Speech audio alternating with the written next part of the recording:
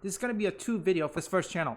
First, before we talk about Intergalactic, we're going to talk about Ananta. And it turns out, Ananta is not facing a wave of accusation because there are some people saying that Ananta is copying GTA 5 and Marvel Spider-Man. I'm going to get to that soon, but for GTA, I don't know. Don't forget one thing, Sony PlayStation, they copy virtually anybody. Yeah, and then they're trying to sue somebody, like that's gonna work. Here, let me show you. Yes, because don't forget, it's Chinese. Every Asian games is gonna have this treatment from now on. This is the new trailer for Ananta?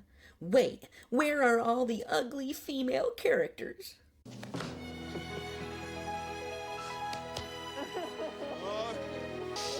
Yes, let it out. Have a good cry. Let me tell you this about the accusation, okay? Some people are accusing that Ananta is a ripoff. Yeah, a ripoff of GTA and Marvel Spider-Man, although there is quite a bit of difference. When I reacted to the gameplay footage, one of the characters called the main character, yeah, the one that can swing. I don't know if it means the main character, his name is Cap, or he is a police captain. But if he is a police captain, then why is he taking place in a heist? Which I had to assume it could be an undercover. He could be a police captain. There's one thing you have to know. Copying and taking inspiration are two different things. Yes, you can take inspiration without even copying. Take a look at the footage from the trailer that they just put out yesterday for Ananta, and you will understand why so many people are already psyched for this game. The characters don't look ugly as hell, like all the Western games these days. The gameplay looks amazing, as Arch wrote over on X, so this literally just looks like the best parts of every game ever.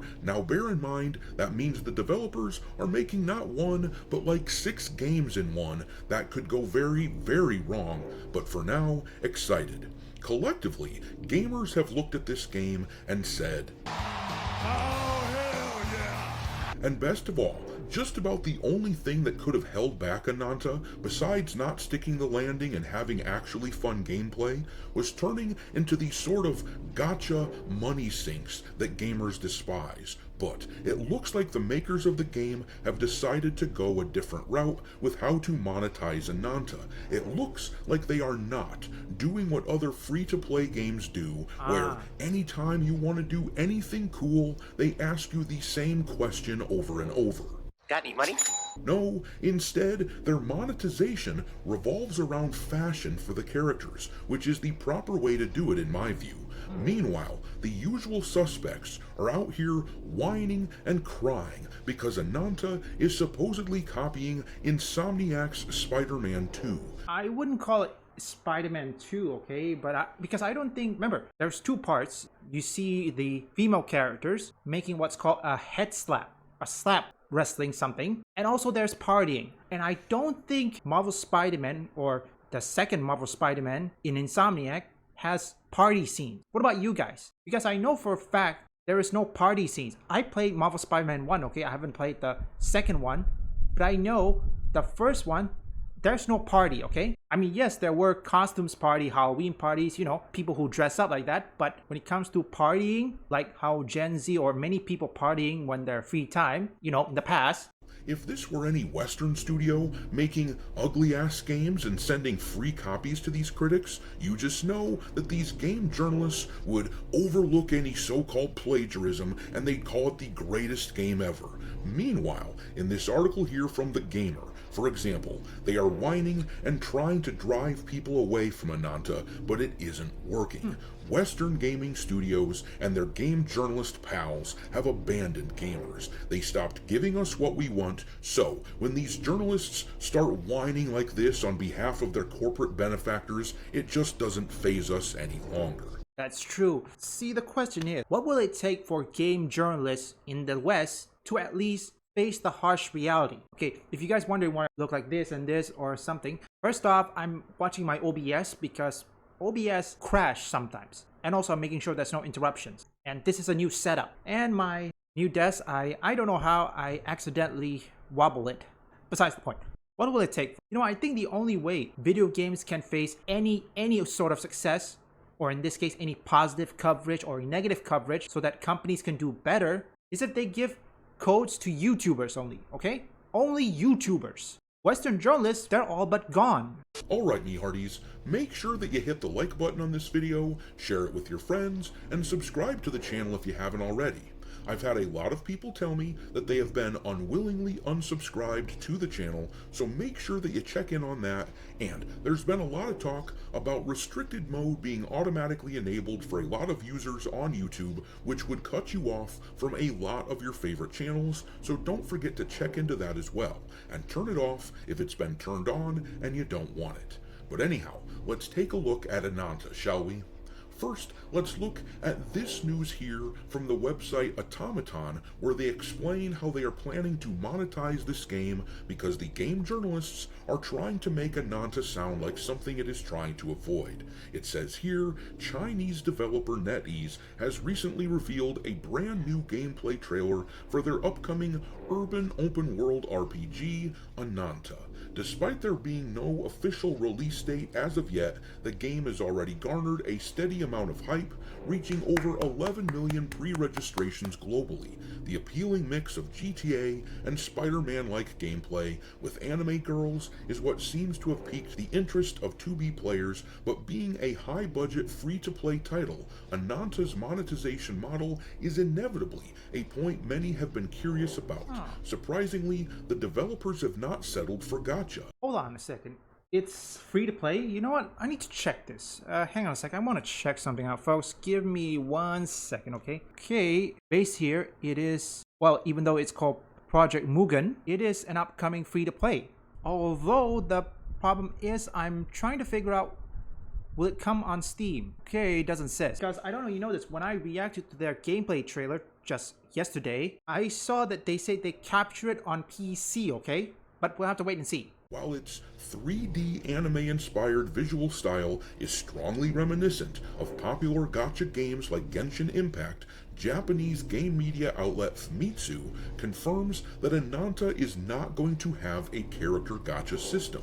This means that all of the playable characters will be obtainable for free, unlocked as you progress the story. Instead, Ananta's monetization will rely on cosmetics. The game will have customization options for outfits, vehicles, and the player's house, so if you want to make your characters feel truly yours, you might have to spend $1 or $2 on skins and other cosmetics. And that seems pretty fair to me. I mean, they have to try to make money somehow, right? They can't just put this together for free.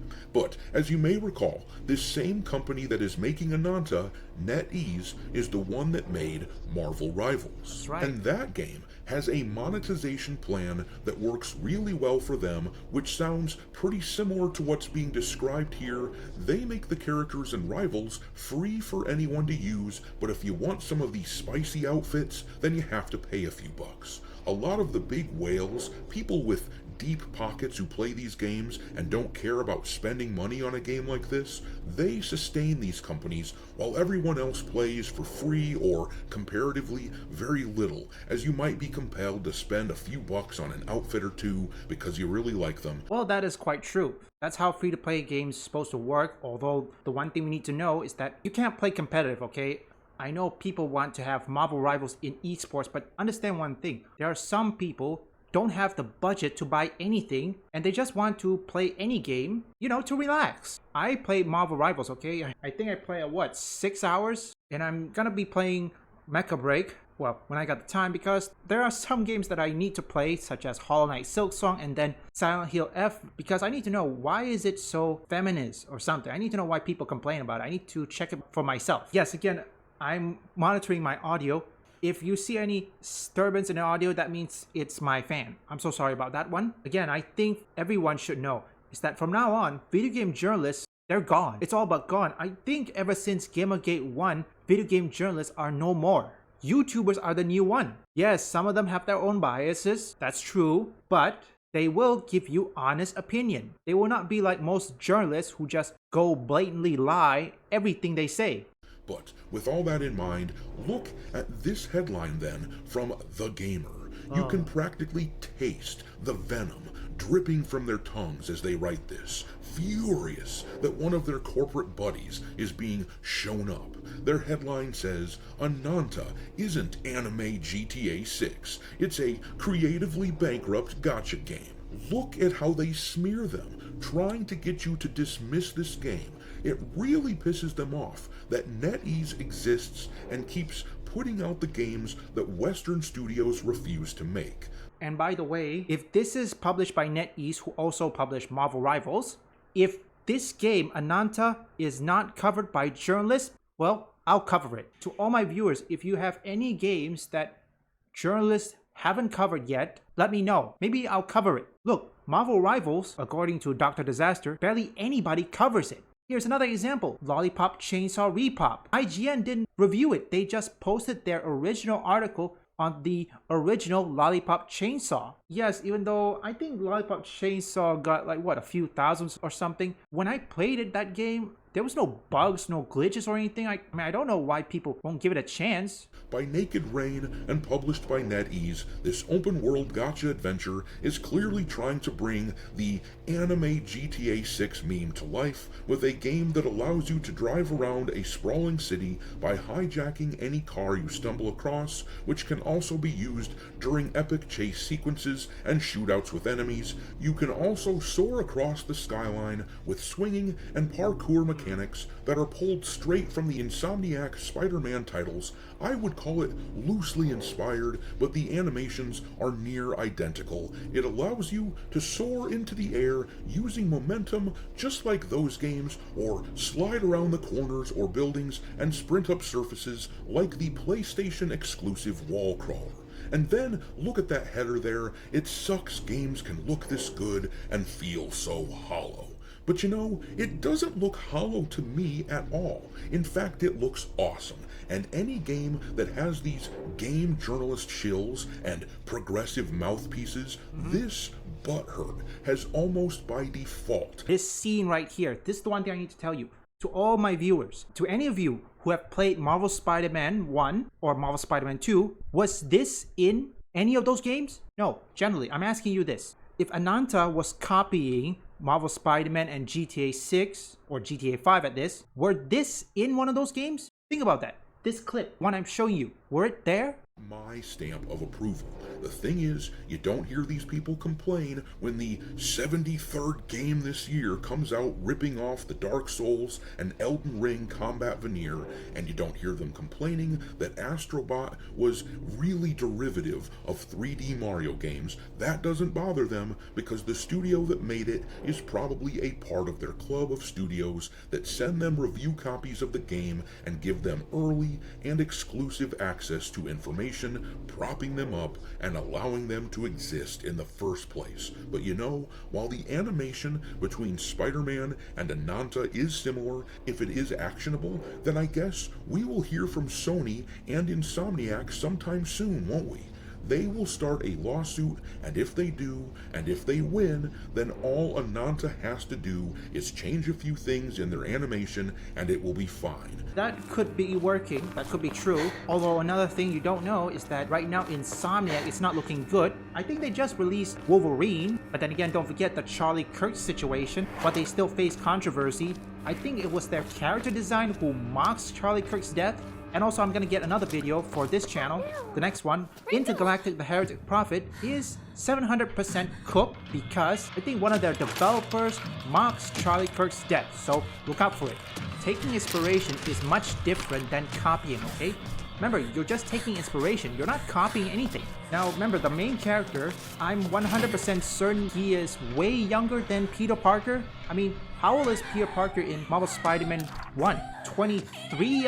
Yes, 23, according to what I've heard. Now, I'm not certain if this one can date a lot of girls, which I like to see that because in Marvel Spider-Man, we only got MJ. Well, yes, there's Black Cat and Yuri, but the true romance is MJ, which it's by default, okay? By default. So I'm not certain about the love interest for this main character, Cap or Richie, I think his name is called. So we have to wait and see. I don't think Insomnia is gonna make this lawsuit because they are facing another wave of controversy, Charlie Kirk's death, if they do this while the Charlie Kirk situation is still ongoing, it's gonna demolish them. Well, it's gonna demolish them and making their studio kaput, finito.